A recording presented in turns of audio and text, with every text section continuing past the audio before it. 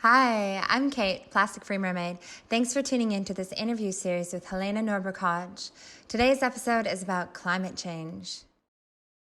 Welcome back. Hi, I'm Kate, Plastic-Free Mermaid, and I'm here with Helena Norberg-Hodge, and we are talking today about climate change. Can you give us an idea about the root causes of climate change and what's kind of looked over in normal climate debates? Yeah, I think that without a doubt, the main cause of climate change is what's been happening to industry. What's happened to the big corporations that produce and sell our food, our clothing, our energy. And tragically, we've not been hearing that story. And it's because precisely in this period that climate change really became such a major problem. Exactly in that period, there was this huge transformation of the economy, which essentially is what's called globalization. And that meant that corporations that already had a lot of power after the Second World War especially, they had already been supported to move across the world and to reshape economic activity so that every economy became dependent on big business. But in the mid-80s, this process of globalization took off with a series of trade treaties, like you've heard of NAFTA, before that the GATT, which was a global agreement on tariffs and trade. And tragically, most people just weren't paying attention. It seemed so distant, and you would hear, oh, governments are meeting to negotiate a trade treaty. And then you want them to succeed. You don't want to hear, oh, they failed, they can't negotiate a treaty. It almost sounds like a peace treaty. And do they get on or not? And free trade, the idea is that you don't want some kind of tariffs and closed borders. You want to have open, flowing borders. Now, what we just didn't realize is that this was a major push to move industry around the world to look for the cheapest labor. And it created a sort of rape and run economy where a lot of industry would move, for instance, from the US to Mexico to producing, and then when prices went up a bit there, they'd move off to China instead, and whole populations were left completely high and dry. And in the process, this massive increase in CO2 emissions emerged, particularly in the food industry, where thanks to trade liberalization, these big businesses had the freedom to move in and out. And it basically meant that a global corporation like Coca-Cola, like Nabisco, like McDonald's, they not only had the power to move in and out of different economies, but they were actually setting the rules for labeling in the trade treaties. There was something called Codex Alimentarius. What would you have to put on the label and what not? And of course, more and more, we've just had terrible obfuscation there, where you can put, all kinds of things on the label that basically are not true. Right.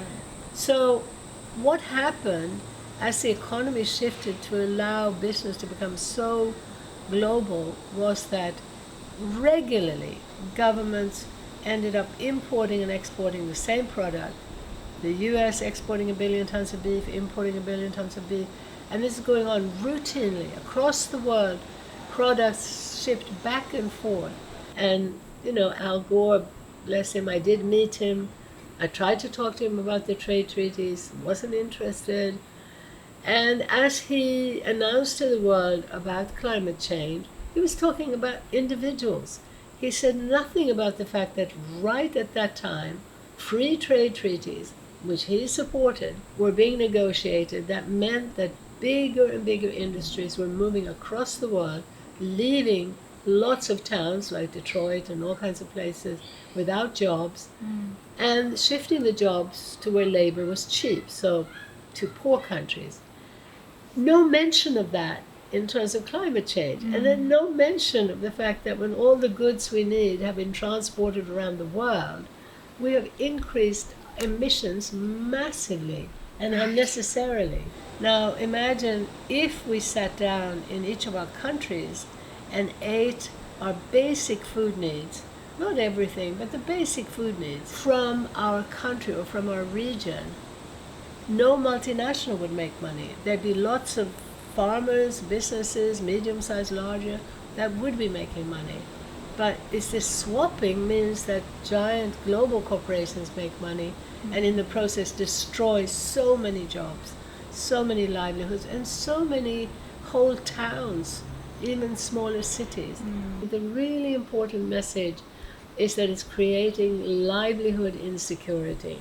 So we need to really, those of us who are more green, who are more spiritually awake, we need to do everything we can to reach the people, many of them now in more sort of rural areas, many of them feeling very marginalized, very squeezed, and they are being manipulated into hearing that, oh, the way to deal with this, you're feeling impoverished, you're struggling to pay your mortgage, forget about this climate nonsense, forget about keeping the Amazon standing, we're going to grow the economy for you, and we're going to make our nation great again. Now that specter of a type of demagoguery, fascism even, is perhaps more frightening even than climate change right now, because it means we're getting leadership that is going to make it virtually illegal to do what we need to do. And certainly virtually illegal to get the information we need. So we need to be very active right now to get a clear, alert, honest understanding of why we're in such a mess. Right. The emissions from global trade are not even being calculated. They're not included in the climate negotiation. So we have this weird conspiracy going on. It's a conspiracy of ideas. And I'm finding in talking to scientists, in talking to economists, talking to people in power, that literally at that level also, no one is forcing them to look at the big picture. No one is forcing them to acknowledge what's actually going on. When you try to, many of them become quite defensive. Of course. But the facts are there. Any one of you go out and look in your supermarket and you will find, generally speaking, that dead food from very far away will be Packaged cheaper. in plastic. Yeah, will be much cheaper than local fresh food without plastic. Yeah. As the negotiations to deal with climate change were happening around the world, it was so dominated by big business. And that big business was making sure that we weren't telling the story of big business's role in this. Right. Now, Attention away from them. right now we're swimming in an intellectual field, we're swimming in a paradigm where the dominant narrative 24/7 basically blames us for the problems we see. Yeah. Blames us. And now particularly with climate change, there are such deep feelings of guilt, of frustration, of just not knowing what to do. People who really desperately love nature have been brainwashed into believing that the problem is human nature. Human beings are by nature greedy and aggressive, and now we're also told, even by the environmental movement, that people just don't want to learn from information, they don't care. Look at all the information we've had about climate change. Why haven't they done something? Now this message is so dangerous and so counterproductive because it's not giving us the information we need about what's actually been going on. So now we're in this tragic situation where a lot of people end up blaming human nature, blaming themselves, or a particular government, a particular official. All around the world, the blame game is on. Right. But the clarity about this system doesn't work for us. That's what we need that could bring a lot of people together. Okay. So instead of focusing on carbon emissions and planting trees, we need to kind of think bigger. We need to restructure our economies. We need to regulate global trade.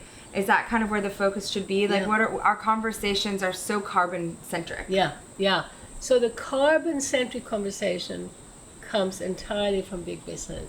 So in the climate negotiations, their dominant role meant they reduced it all to carbon as a tradable commodity, trading across the world so that they could have certificates, so that you plant some GMO eucalyptus in Brazil, and then you got a certificate that says you've sequestered carbon, and now you can pollute over here with your coal mine or whatever it might be.